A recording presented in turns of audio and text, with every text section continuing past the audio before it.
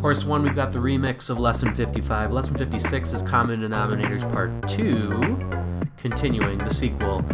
Last time we added or subtracted fractions and needed to find the common denominator, changing only one, renaming only one addend or one of the numbers being subtracted. Now, if this all looks familiar, we're going to have to change, instead of just one, we're going to learn what if we have to change both. In this case we didn't, but what if we had a half plus 2/3? Spoiler, 3 and 2 do not have an LCM that's on the page right now. We need to count by 2s to find the LCM of 2 and 3. Count by 3s. Do you see it? Can you catch it? 6s in common. So I'm going to write that 6 here as my common denominator, and I'm going to have to rename both. Now, if you can do this in your head the way I've been doing, you might be quick enough to just say 3/6 plus 4/6, or maybe we need to be able to do that consistently very well. If you tend to make mistakes that way, then there's a step I'd like to do before we get that far. I know I have to go to sixths, so I have to show 1/2 needs to become sixths. 1/2 times something over something equals something over 6. And I fill this in starting with the bottom.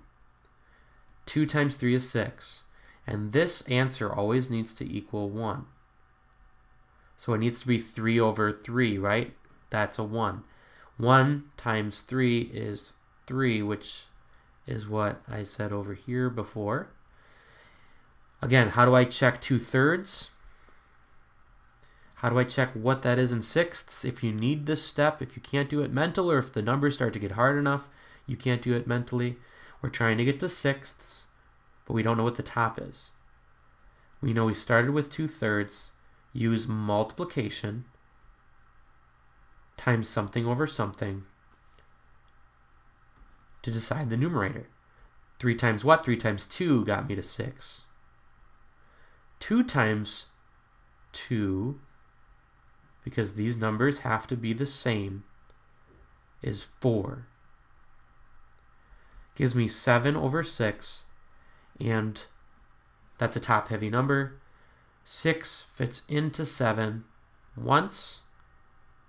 If I take 6 away from 7, I have 1/6 left.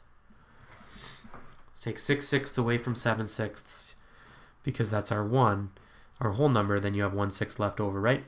So answer is 1 and a 6th. We had to rename both fractions. What if it's a word problem? Riza saw that she had 3/4 of a carton of eggs. Eggs usually come in a dozen, so 12 eggs. She used 2/3 of a carton of 12 to make a batch of French toast. What fraction of a carton of eggs was not used? Okay, so to start, there's a lot here. To start, she had 3/4 of 12.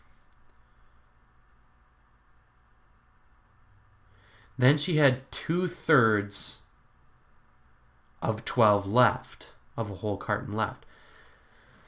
What fraction was not used? She started with 3/4. She used 2/3. She took 2/3 away. Used or take away, same thing. Actually, the 12 is not super important. It's kind of a red herring. It's trying to throw us off.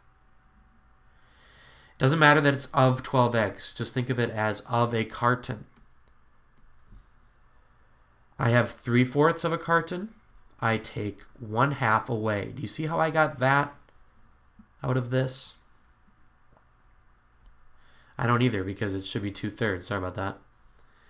Now, I used 2/3. How many do I have left? We have to rename these with the LCM.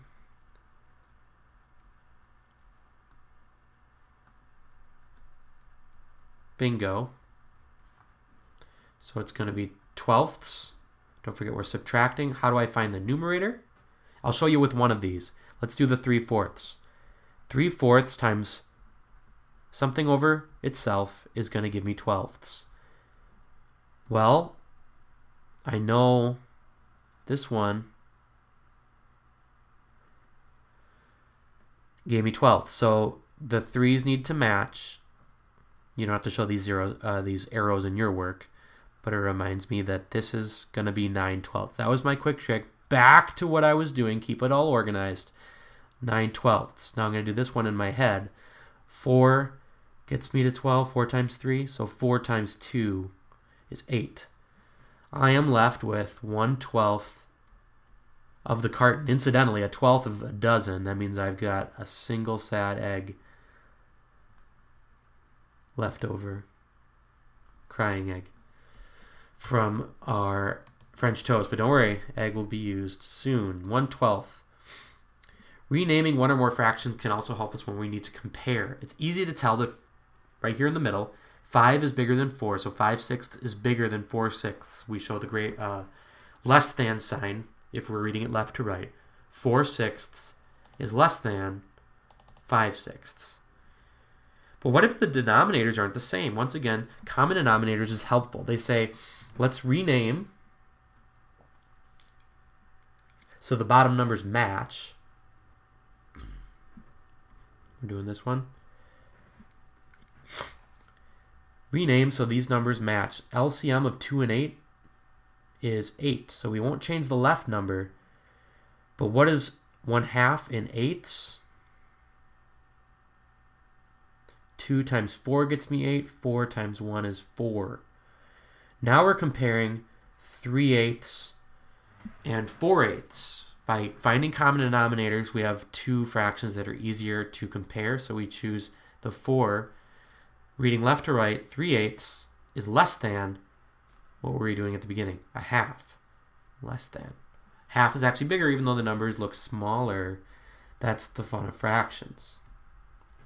Hopefully that makes some sense. If not, you can read through example 4 as well, but I think I am done for common denominators part 2. Let's do A through F again, then pick a comparison. So you're doing 7 in all, please. Good luck.